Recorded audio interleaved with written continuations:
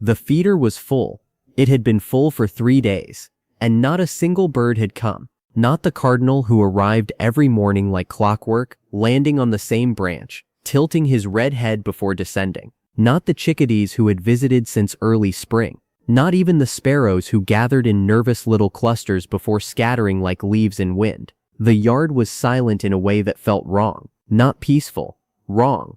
And if you've ever stood at a window and noticed your birds are gone, feeders untouched, branches empty, mornings gone quiet, then you already know what that silence feels like. It doesn't feel like nothing. It feels like an absence. It feels like something you did. Because here is what most people never understand. When birds disappear, it is almost never random. Birds do not abandon reliable food sources by accident. When birds leave, they leave because something changed. And in the vast majority of cases, that something is us. Welcome back to the channel. If you're new here, subscribe before this video ends, because what you're about to learn will completely change the way you see every bird that visits your yard. Today we look at 5 common, overlooked mistakes that send birds a message they cannot ignore. A message that says, this place is not safe anymore. And once a bird decides that, it is very difficult to make them change their mind. Number 1, the wrong noise. There is a sound that birds understand better than almost anything else in the world. It is not a predator call. It is not a storm warning. It is music played too loudly through an open window. A lawnmower that starts at random hours. The persistent bark of a dog patrolling the yard's edge. To us, these sounds are simply the texture of daily life. We move through them without thinking. But to a chickadee perched at the feeder's edge, sound is everything. Birds use sound the way we use sight and memory combined. They listen simultaneously for predators, for alarm calls from neighboring species, for the safety signal of a calm, quiet environment. When a yard goes sonically chaotic, birds cannot hear the information they need to survive. A bird that cannot hear properly cannot eat safely. So they leave. Not dramatically, not all at once. The chickadees begin arriving only in the early morning, before the household wakes. The robins stop landing in the center of the lawn, and stay near the edges instead, closer to escape routes. The blue jay begins calling from the tree line rather than approaching the feeder directly. And then one day, they are gone. What most people never realize is that consistent, predictable sound is far less disruptive than irregular, unpredictable noise. Birds can adapt to a lawnmower if it runs at the same time every week. They simply build their schedule around it. But sudden loud bursts, a yard that is sometimes silent and sometimes deafening, this creates an environment no bird will risk. They cannot predict it, and birds do not survive by gambling. Number 2. The feeder that became a trap. Watch a chickadee at a feeder. Really watch it. It does not simply land and eat. It lands, pauses, scans. It picks up one seed and immediately leaves. It retreats to a nearby branch, cracks the seed, eats it, then returns. This sequence, land, grab, retreat, eat, return, repeats dozens of times per visit. It is not inefficiency. It is survival. The chickadee knows that feeders are dangerous places. They concentrate birds in one location, make them predictable, and attract hawks and cats who have learned that many small birds gathered together means an easy meal. Now here is what happens when a feeder goes unwashed for months. Seeds clump. Mold spreads invisibly through the cache below the surface. In wet weather, the entire mass ferments a slow poison that looks from above exactly like food. Salmonella outbreaks among house sparrows have been traced directly to dirty feeders. Finches develop avian conjunctivitis, a bacterial infection that swells their eyes shut, spreading from bird to bird on contaminated surfaces. But here is the deeper truth. Birds know before you do.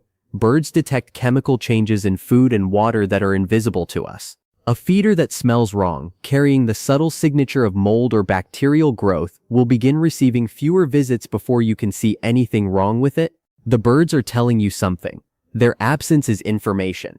And if the feeder stays dirty long enough, birds do not simply stop visiting. Some species will avoid the yard for an entire season. The goldfinches who came in small golden flocks every evening will not return until they have rebuilt trust in that location. That trust takes time.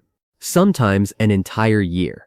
Clean your feeders every 2 weeks in normal weather. Every week in rain. Every few days in summer heat. The birds are watching, and they remember. Number 3. The cat problem. There is a moment happening in millions of backyards every day. A cat crouches in the tall grass near a garden bed, tail low, eyes fixed. Across the yard, near the base of the feeder pole, a song sparrow picks through fallen seeds, its small body moving with quick, methodical energy, paying attention to everything except the cat. What happens next is terrible, but what happens after is what most people never see, because the other birds see the cat. The birds watching from the branches, the ones who had not yet come down, the ones still deciding whether the yard was safe. They saw the cat arrive. They saw it crouch, and they filed that location away in a part of their brain astonishingly good at spatial memory and danger cataloging.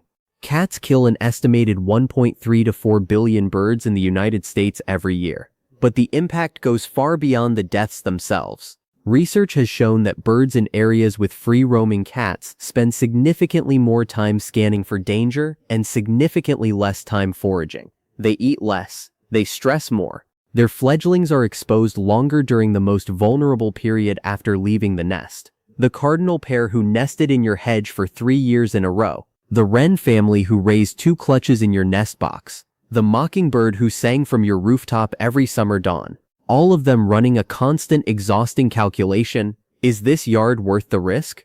When a cat is regularly present, the answer increasingly becomes no. The birds do not leave in anger, they leave in logic. They assess, calculate, and choose, and they are choosing every morning whether your yard is a place worth returning to. Number 4.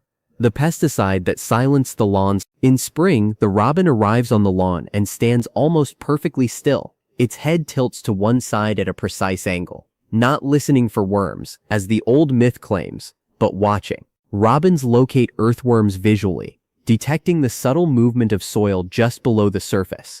A healthy lawn rich with earthworm activity is one of the most important foraging grounds a robin can find during breeding season. Now consider what happens after a pesticide application. The earthworms begin to die within days. The insects living in the thatch layer, the beetles, the larvae, the soft-bodied creatures that chickadees and wrens depend on for protein, die faster. The robin returns to the same spot, tilts its head, waits. Nothing moves beneath the soil. It moves to another part of the lawn. The same silence, the same stillness. A yard once alive beneath the surface has gone quiet in a way the robin feels, even if we cannot see it.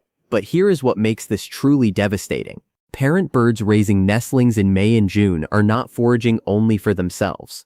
Baby birds require extraordinary amounts of protein. A single nest of Carolina wren chicks may require several hundred insects per day. When the insect population collapses due to pesticide use, parent birds must travel farther for food. Each trip away from the nest increases risk. When the distance becomes unsustainable, some birds abandon the nest entirely, and the following spring they remember. They choose a different yard, one where the trees still hold their caterpillars, where the lawn still moves with earthworm life, where the air still hums with the insects that make raising a family possible. A yard without insects is not a habitat. It is a beautiful, carefully tended silence, and birds do not raise families in silence. Number 5. The thing that changed without you noticing this is the one that takes the longest to understand, and it is the one that, once you do, changes everything. Birds do not see your yard the way you see it. You see the garden, the feeder, the bird bath, the tree you planted 3 years ago that is finally showing some height. You see a space you have curated and cared for. Birds see a habitat. They see layers: ground level where the towhee scratches through leaves, low shrub level where the catbird hides, mid canopy where the vireo moves slowly through leaves searching for insects, high canopy where the tanager rests before migration. They see food sources, not just feeders but native plants whose seeds are familiar, whose berries ripen on a schedule birds have memorized over generations. They see structure: brush piles where wrens disappear in a second, dense hedgerows where sparrows gather in winter, dead trees where woodpeckers drill and bluebirds raise their young. In recent decades, the average yard has lost enormous amounts of this structure. Native plants replaced by ornamentals that support almost no insect life. Lawns expanded and naturalized areas shrunk. Dead trees removed. Brush piles cleaned up. Hedgerows trimmed to nothing. And the birds have noticed. Not all at once. Not dramatically. but North American bird populations have declined by nearly 3 billion individuals since 1970. 3 billion birds, gone from the landscape, gone from the dawn chorus, gone from the feeders and branches and the morning light. The yard is where you live. The yard is where your choices land. When a cardinal pair arrives in spring and finds no dense shrubs for nesting cover, they move on. When a warbler passes through on migration and finds no insects to fuel the next leg of the journey, it arrives depleted. When a wren discovers the brush pile is gone, the one that sheltered it through 3 winters, it must find somewhere new to survive the cold. Every choice made in a yard sends a signal. Every native plant is an invitation. Every pesticide skipped is a door left open. Every dead branch left standing is a home offered freely. The birds are reading your yard like a language, and they know within a single season whether you are a place worth returning to. The revelation: every bird that has ever visited your yard made a decision to be there. It is not habit, not accident, not simply hunger. Birds are profoundly intelligent, operating complex calculations every moment of their waking lives. The chickadee that lands on your feeder has assessed that feeder, that yard, that environment, and determined the reward outweighs the risk. That is a gift. That is trust. And trust, between birds and the spaces they inhabit, is extraordinarily fragile, built slowly over seasons, broken in ways invisible to us. A sudden sound, a contaminated feeder, a cat in the garden, a lawn gone silent beneath the soil, but it can be rebuilt. A native shrub planted in fall will bring nesting birds by spring. A pesticide skipped allows insects to recover within a single season. A feeder kept clean will, over weeks of consistency, draw back the birds that left. The cardinal who stopped coming is still somewhere nearby. Cardinals do not migrate. He is in the trees at the edge of your neighborhood, foraging and watching, running his quiet calculations. If the yard becomes safe again, he will find out. Birds always find out. Ending evening has settled over the yard. The feeder hangs still in the cooling air. The bird bath holds the last pale light of the sky in its water. The branches overhead are empty and quiet and waiting. But somewhere in the hedge at the far edge of the garden, there is a small movement, a rustle of leaves, a familiar shape moving between the stems. Low to the ground, careful, not quite sure yet, but beginning to decide. The birds are not gone. They have simply moved into the cautious part of their lives. The part where every place must be reevaluated, every risk recalculated, every yard approached again as if for the first time. They are watching you, the way they always have, and they are waiting to see what you do next. Tell me in the comments, has a bird ever behaved in a way that felt deeply personal to you? I read everyone, and so in their own way do the birds. Subscribe for more cinematic bird storytelling. New video every week.